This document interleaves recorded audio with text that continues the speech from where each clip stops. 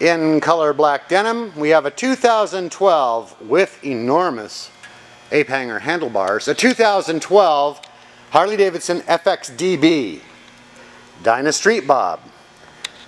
Show you some photos or video in a second, but it has a stage 1 kit, high flow air intake, Vance & Hines drag pipes.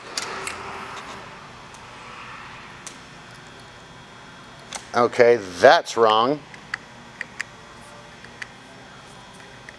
There we go. Had to toggle through with the trip switch there. 7,564 miles as of right now. Let's take a listen.